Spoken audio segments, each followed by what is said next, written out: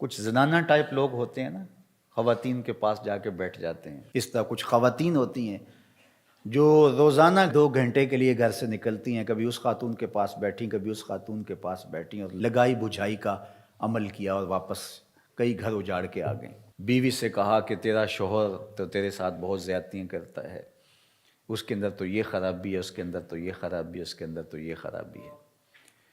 تو اس طرح میاں اور بیوی کے درمیان نزاع کھڑا ہو گیا. اگر ان کی زندگی گزرے بھی تو تلخ گزرے گی، نہیں تو طلاق پر نتیجہ پہنچے گا. اور طلاق جب ہوتی ہے اللہ کا عرش بھی کانپ اٹھتا ہے. یہ کوئی چھوٹی بات نہیں ہے. شیطان پانی کے اوپر تخت بچھا کے بیٹھ جاتا ہے اور اپنے چیلوں چانٹوں کو بھیجتا ہے کہ جاؤ ابن آدم میں بدکاریاں پھیلاؤ.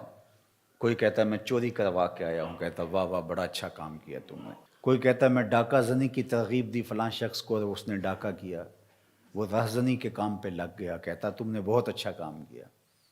ایک کہتا ہے کہ میں یہ کیا، میں نے یہ کیا. وہ سب کو داد و تحسین سے نوازتا ہے.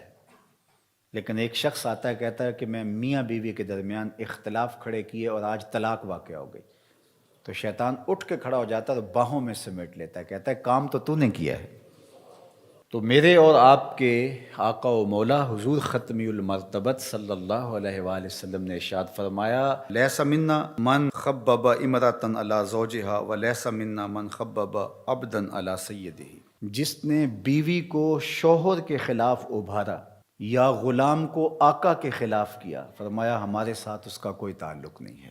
بیوی کو جا کے شوہر سے بدزن کرنے کی کوشش کی، فرمایا ہمارے ساتھ اس کا کوئی تعلق نہیں ہے.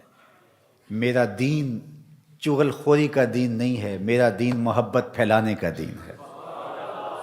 اسی طرح غلام کو آقا کے خلاف کرے، ملازم کو اس کے باس کے خلاف کر دے. کئی لوگوں کا عجیب رنگ ڈھنگ ہوتا ہے کہ وہ جا کے بدکاریاں ہی کریں گے اور ملازم کو اس کے باس کے خلاف کر دیں گے. نتیجہ کیا ہوگا کہ وہ یا تو پھر خائن بن جائے گا یا پھر بدزنی اس حد تک بڑھے گی کہ وہ اس ملازمت سے نکال دیا جائے گا. اور یہ اس کو ملازمت متبادل دینے والا نہیں ہے. وہ ایک گھر کے باہر ایک چوکیدار کام کرتا تھا، تو ساتھ والا ہمسایہ گزرتے گزرتے رک جاتا اور کہتا کہ تجھے یہ کتنی تنخواہ دیتے ہیں؟ تو وہ کہتا 25,000 روپیہ. تو کہتا پتہ نہیں آپ کا کیسے گزارا ہوتا ہے.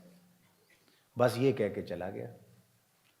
اور یہ جہاں سے تنخواہ لیتا ہے اس کو دشمن سمجھنے لگا اور سامنے والے کو اپنا ہمدرد سمجھنے لگا اور زندگی میں تلخی بھرنا شروع ہو گئی. اب اس نے جملہ صرف اتنا ہی کہا اوہ بڑی مشکل، پھر آپ کا تو کیسے گزارا ہوتا ہوگا؟ یہ تو ماشاءاللہ ان کے تو پاس بڑی جائیداد ہے، بڑے پیسے ہیں، یہ آپ کو اتنی تنخواہ دیتے ہیں؟ تو مجھے آپ دے دیجئے، آپ اس کو رکھ لیجئے، 50,000 روپے آپ لے لیجئے. لیکن وہ اپنے چوکیدار کو 20,000 دے رہا ہے. اس کو جا کے پوچھو تو وہ 20,000 روپیہ دے رہا ہے، لیکن اس کے کان میں گزرتے گزرتے کہہ دیا. تو آج اس معاشرت کے اندر تشدد، افتراق، ایک دوسرے کے خلاف نفرت پھیلانا یہ ایک مشغلہ بن گیا ہوا ہے. خاندانوں کے اندر ایسے لوگ ہوتے ہیں، کچھ مرد ہوتے ہیں، کچھ خواتین ہوتی ہیں جن کا کام ہی تفریق کی بدکاری کرنا ہے. اسی طرح کاروبار کے اندر بھی ایسے لوگ ہوتے ہیں جن کا کام تفریق کرنا ہے، بدکاری کرنا ہے، اور وہ لوگوں کو ایک دوسرے سے دور کرتے رہتے ہیں. اور سب سے بدترین شخص وہ ہے جو میاں بیوی کو آپس میں دور کر دیتا ہے اور یہ رشتہ خاندانی وحدت ٹوٹ جاتی ہے. اور اس سے بھی بدترین وہ ہے کہ جو مسلمانوں کو تفریق کر کے فرقہ بندی کی بنیاد ڈالتا ہے اور امت ٹکڑے ٹکڑے ہو جاتی ہے. تو اس لیے اللہ کے محبوب علیہ السلام نے کتنی سختی سے یہ بات ارشاد فرمائی کہ اس کا ہمارے ساتھ تعلق ہی نہیں ہے، اس کا ہمارے ساتھ رشتہ ہی نہیں.